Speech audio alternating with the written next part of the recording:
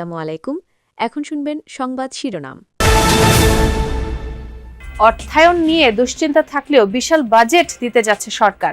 আয় ব্যয়ের হিসাব মেলাতে পড়তে হবে কঠিন চ্যালেঞ্জের মুখে। জ্বালানির মূল্য বৃদ্ধির অজুহাতে বেসরকারি ১৯ আইসিডিতে বেড়েছে কন্টেইনার হ্যান্ডেলিং চার্জ। আলোচনা ছাড়া মাশুল বাড়ানোয় ক্ষুব্ধ স্টেক হোল্ডাররা। ডিজেলের দাম বাড়ার বিরূপ প্রভাব কৃষিতে। ফসল উৎপাদনের খরচ বাড়বে ৩০ থেকে ৪০%। দুশ্চিন্তায় কৃষক।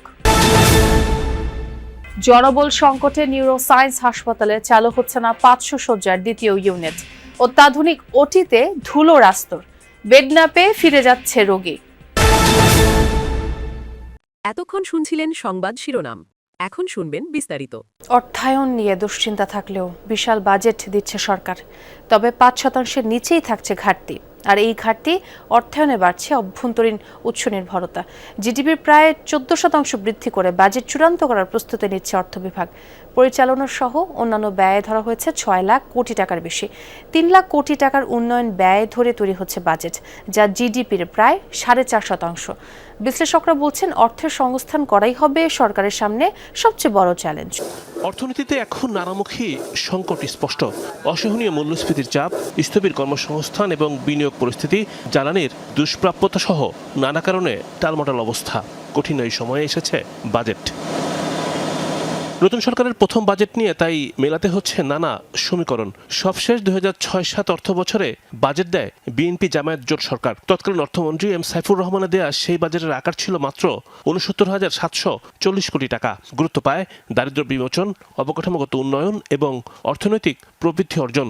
ওই বাজেটে রাজস্ব ব্যবস্থাতেও ছিল নানামুখী সংস্কার পদক্ষেপ। ১৯ বছর পর সরকার গঠন করে আগামী ১১ জুন সংসদে পূর্ণাঙ্গ বাজেট দেবে বিএনপি সরকার। দীর্ঘ এই সময়ের ব্যবধানে বাজেটের আকার বেড়েছে অনেক গুণ। ব্যয়ের অঙ্ক হতে পারে জিডিপির প্রায় ১৪%। আদায় করা নিয়ে যথেষ্ট সংশয় থাকলেও জিডিপির ১০%-এর বেশি রাজস্ব আদায় বৃদ্ধির চিন্তা করছে সরকার। পরিচালন ব্যয় মেটাতেও ব্যয় হবে বাজেটের সিংহভাগ অর্থ, যা জিডিপির ৯%-এর বেশি।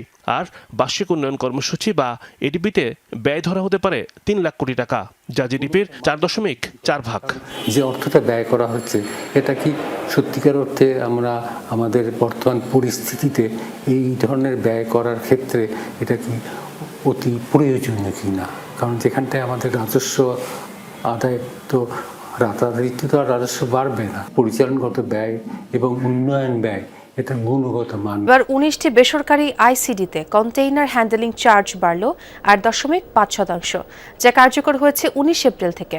কারণ দেখানো হয়েছে জ্বালানির মূল্যবৃদ্ধিকে। কোনো আলোচনা ছাড়া হঠাৎ মাশুল বাড়ানোয় ক্ষুব্ধ স্টেক হোল্ডাররা বলছেন এতে আমদানি রফতানি খাতে নেতিবাচক প্রভাব পড়বে।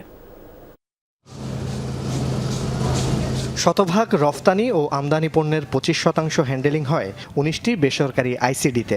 রফতানি সব পণ্য কন্টেনারজাত হয় এখানে। এছাড়া বন্দরের রিয়ার্ডে নামা ৬৫ ধরনের আমদানি পণ্যও যায় এসব আইসিডিতে। হ্যান্ডেলিং চার্জ বা মাশুল গত সেপ্টেম্বরে এক দফা বাড়ানোর ৭ মাস না যেতেই আবারও ৮.৫% বাড়িয়েছে আইসিডি মালিকদের সংগঠন Bangladesh inland container depot association বিগডা। অভ্যন্তরীণ যন্ত্রপাতি পরিচালনা ও পরিবহন ব্যবস্থাপনায় গড়ে প্রতিদিন প্রয়োজনীয় জ্বালানি মূল্যবৃদ্ধির কারণে এই সিদ্ধান্ত বলছে তারা। ১৯ এপ্রিল থেকে কার্যকর হয়েছে বর্ধিত মাশুল। ডিজেলের মূল্য বৃদ্ধিটা ডিরেক্টলি ইম্প্যাক্ট করে বেসরকারি অফডকগুলোর অপারেশনাল এক্সপেন্সকে। সো ইন দ্যাট পার্সপেক্টিভ ডিপোগুলোকে তাদের অপারেশনাল কম্পোনেন্টটাকে বিবেচনা করে ১৫% যেখানে ডিজেলের মূল্য বৃদ্ধি হয়েছে সেখানে ডিপোগুলো তাদের চার্জ বৃদ্ধি করেছে। কোনো আলোচনা ছাড়াই এভাবে মাশুল বাড়ানোয় আমদানি রফতানি বাণিজ্যে নেতিবাচক প্রভাব পড়বে বলছেন স্টেক হোল্ডাররা। হঠাৎ করে এই যে মূল্য বৃদ্ধি, এইটা বড় একটা ইম্প্যাক্ট হবে ইম্পোর্ট এবং এক্সপোর্টে। বিশেষ করে এখন এক্সপোর্টাররা চাপের মধ্যে আছেন যে সঠিক সময়ে তাদের আসছে না পণ্য, আসলেও সেটা দিনে দিনে কস্ট অফ ম্যানুফ্যাকচার কমিয়ে দিচ্ছে যারা ইম্পোর্টার তারা। মাস কয়েক আগে চট্টগ্রাম বন্দরে মাশুল বৃদ্ধির প্রতিবাদে আন্দোলন সংগ্রাম হয়েছে অনেক। এবার প্রাইভেট আইসিডিতে আরেক দফা মাশুল বৃদ্ধি। তার উপর কদিন আগে যুক্তরাষ্ট্রের বাড়তি ট্যারিফ এবং জাহাজের ভাড়া বৃদ্ধিতে উদ্বিগ্ন আমদানিকারক ও রফতানিকারকরা। জ্বালানি তেলের সংকটের মাঝে দাম বৃদ্ধির প্রভাব এবার সরাসরি পড়ছে কৃষকের জীবনে। একদিকে শহর থেকে গ্রাম পাম্পে পাম্পে ঘুরেও মিলছে না পর্যাপ্ত ডিজেল। এর মাঝে জ্বালানি তেলের দাম বৃদ্ধি চাষিদের উপর তৈরি করেছে বাড়তি চাপ। বিশ্লেষকরা বলছেন, জ্বালানি তেলের দাম বাড়ায় ফসলের উল্লেখযোগ্য হারে বাড়বে উৎপাদন খরচ। মধ্যপ্রাচ্যের অস্থিরতায় দেশে জ্বালানি সংকট সড়ক পেরিয়ে ছড়িয়ে পড়েছে কৃষকের মাঠেও। তার উপর সাম্প্রতিক দাম বৃদ্ধি যেন মরার উপর খাড়ার ঘা। মাঠ পর্যায়ে চাষিদের কাছে গিয়ে দেখা যাক ভোগান্তির আসল চিত্র কেমন। জামালপুরের মেলান্দহের প্রান্তিক কৃষক শফিকুল ইসলাম এবছর 5 বিঘা জমিতে আবাদ করেছেন বোরো ধান, কিন্তু গত 2 মাস ধরেই ডিজেল সংকটে সেচ ব্যবস্থা নাজেহাল। তার উপর আবার বেড়েছে দাম। দুয়ে মিলে কঠিন সময়ের মুখোমুখি এই কৃষক। তো মনে করেন যে এখন খুব কঠিন অবস্থা। আমরা এখন 5 বিঘা মাটি আমি আবাদ করি, আমার তো এখন খুব গুরুচরণ বাজে আছে। আমি এখন নাই টাকা পয়সা, নাই ফসলের দাম। একই সংকটে জেলার সব কৃষকের কপালেই দুশ্চিন্তার ভাঁজ। বলছেন, জ্বালানির দর বৃদ্ধির প্রভাব সরাসরি পড়বে কৃষিতে। উৎপাদন খরচ উঠানোই দায় হয়ে পড়বে।